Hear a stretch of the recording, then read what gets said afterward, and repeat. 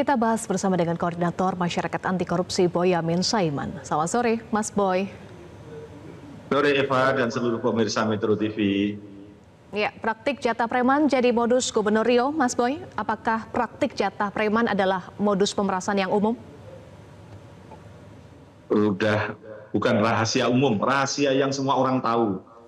Kalau jatah preman itu macam-macam, mulai dari ya proyek ini, terus mutasi promosi pegawai, yang ketiga terkait dengan izin, ya izin tambang, izin bangunan, izin apa. Tiga itu ya selalu dioprek gitu, karena memang biaya politik kita tinggi, gubernur, kepala daerah, bupati, wali kota, atau bahkan DPR, DPRD itu karena untuk kampanye yang mahal dan kemudian untuk mengembalikan uang itu, maka yang ngoprek itu. Yang paling gampang memang ya proyek-proyek yang ada di pemerintahan. Karena pemborong itu kan pengennya menang. Nah, supaya menang kan mereka harus cari kasus sana sini. Nah, yang pengen menang dengan cara benar ya cari-cari kesalahannya. Kurang titik, kurang koma, amplop yang harusnya disegel 1, disegel 4 harusnya lebih kuat malah dibuat gugur. Dulu bahkan untuk membuat gugur pemborong itu gampang lagi. Misalnya materai yang tidak ditulis pakai pulpen basah itu ya bisa jadi buat gugur. Nah, itulah istilahnya birokrasi kita itu sudah terlalu pintar kalau ngatur proyek gitu. Ada aja kalau pengen memenangkan seseorang yang tentunya sudah bayar, sudah ijon dan lain sebagainya. Dan kemudian kepala daerah ya sampai di angka di atas 15% mintanya itu. Dan kadang-kadang saya ketemu di Sukamiskin itu, pernah berkunjung itu ketemu kepala daerah itu atau DPR yang meminta jatah preman di awal itu karena apa coba? Karena gara-gara sering ditipu katanya. Sudah berjanji dengan pemborong, dikasih pekerjaan, setelah menang dibayar kabur gitu. Nah, maka apa yang terjadi? Ya minta di depan kayak model begini gitu loh ya Pak. Masih. Ya, Mas Boy, Abdul Wahid minta jatah hingga 5% dari tambahan anggaran atau senilai 7 miliar rupiah dengan kode 7 batang. Abdul Wahid juga mengancam mencopot pejabat yang menolak perintahnya itu. Apakah artinya Gubernur Abdul Wahid sebagai aktor utama? Iya, udah pasti karena pusat kekuasaan kan ada di dia.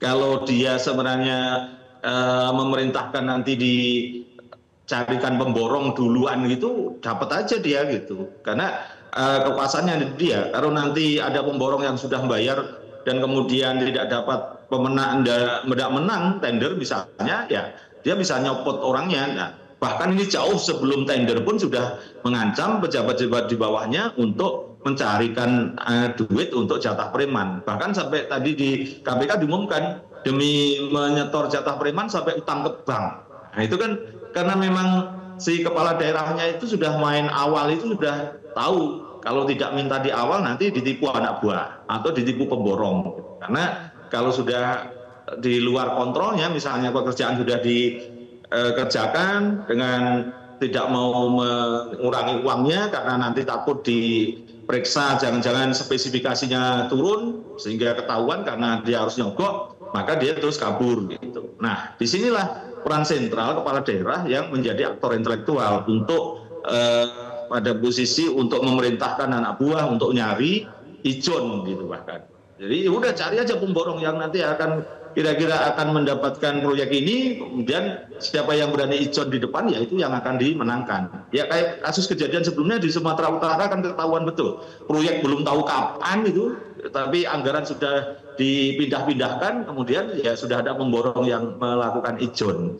Dan itu kemudian kena OTT KPK. Sebenarnya kalau ini mau OTT tiap hari ya akan kena, baik ya saya ulangi tadi ya berburu di kebun binatang, tapi sayangnya yang diburu yang kecil dan yang nurut misalnya.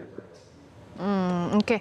Ketika ini kan melibatkan internal birokrasi ya, birokrat. Apakah ini strategi saja agar tidak mudah terendus karena tidak melibatkan pihak swasta, atau jangan-jangan ini hanya pintu masuk untuk korupsi yang lebih besar? Karena tadi menurut Mas Boy ini adalah kasus yang kecil.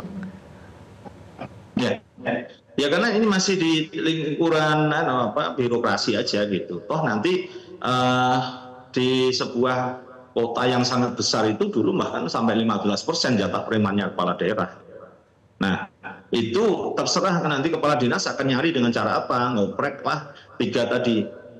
Yang utama karena ini dinas PUPR ya otomatis proyeknya itu.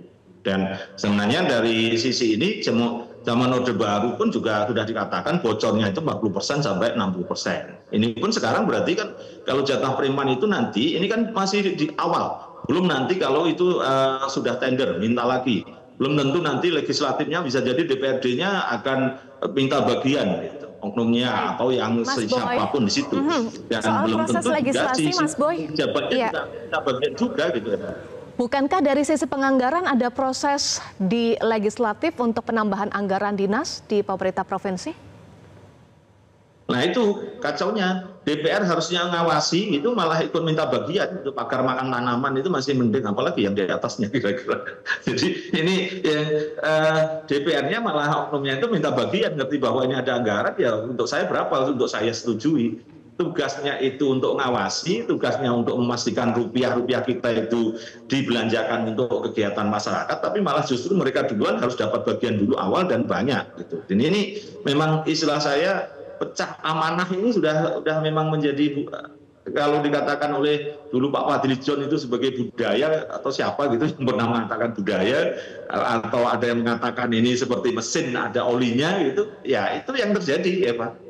Baik, Abdul Wahid sebagai kader Parpol, apakah KPK perlu membuka kasus sampai menelusuri pihak-pihak lain yang diduga terlibat selain Abdul Wahid? Wajib itu ya Pak, dikembangkan apa aja yang sudah dioprek, dan kemarin pada saat pencalonan apakah dia juga setor kepada partainya atau setor kepada siapa, harus dicari sekalian, dikembangkan ke sana. Karena kalau tidak, ini KPK sampai kiamat juga akan melakukan ini, tidak pernah ada perbaikan, dan KPK gagal memberantas korupsi. Karena apa? Yang dilakukan hanya OTT, padahal kalau dianggap berhasil 10 tahun itu selesai OTT itu. Karena mestinya KPK bisa memaksa pemerintah tata kelola pemerintahan yang baik dari sisi penganggaran, pendapatan, kemudian tata kelola, gitu, sehingga tidak ada sarana atau waktu atau kesempatan untuk bocor lagi gitu. Dan ini tugas KPK memberantas korupsi termasuk pencegahan. Jadi KPK harus mampu memaksa pemerintah dan DPR untuk anti korupsi. Nah, kalau tidak bisa, ya itu berarti KPK gagal. Nah, dimulai dari mana? Ya dimulai dari dikembangkan. Ini misalnya kepala daerah dulu pencalonnya bagaimana, pakai duit apa, dan kemudian haruskah dia setor duit kepada partai yang mengusungnya. Itu harus dilacak semua, dan nanti diberikan reward kepada Gubernur Abdul Wahid ini kalau buka-bukaan, maka dia dijadikan justice kolaborator. Jadi ini mudah-mudahan pintu masuk untuk membuka yang lebih besar dan membuka pada posisi aliran-aliran dana, dan dikenakan pencucian uang juga. Nanti siapa-siapa yang menikmati juga dilacak oleh KPK itu. Baik, sebagai pelajaran juga bagaimana catatan terkait peran pengawasan Inspektorat Daerah, Mas Boy? Ya, kalau Inspektorat Daerah kan nggak mungkin akan berani ngawasi kepala daerah, maka saya sudah lama mengusulkan Inspektorat Daerah itu dijadikan lembaga independen bagian dari BPKP aja gitu, dan itu lebih berguna. Ini kan malah justru Inspektorat Daerah itu malah jadi stempel. Setahu saya beberapa kasus kalau ada penyimpangan malah berusaha yang nutupi, berusaha yang melegalkan dengan mengatakan tidak ada kerugian, tidak ada penyimpangan, padahal jelas-jelas ada penyimpangan di situ. Semua orang tahu bagaimana proyek diatur, bagaimana proyek diarahkan, dan itu tidak ada ceritanya. Tunjukkan kepada saya pemborong yang menang dengan lugunya, dengan lurusnya, tanpa dugaan iming-iming, meskipun masih janji begitu untuk memberikan sesuatu. Pasti susah untuk bisa menang. Dicari aja kesalahannya. Pernah kejadian di Sumatera itu, ikut tender malah hanya dicari-cari soal dia pernah diselidiki oleh penegak hukum. Masa syarat tender dikatakan tidak sedang proses hukum dalam tahapan apapun oleh lembaga penegak hukum gitu, dibuat menjadi syarat gitu. Padahal itu penyelidikannya kemudian habis itu tidak terbukti dan dihentikan, tapi dia sudah gugur di tender gitu. Terima kasih Koordinator Maki Boyamin Saiman sudah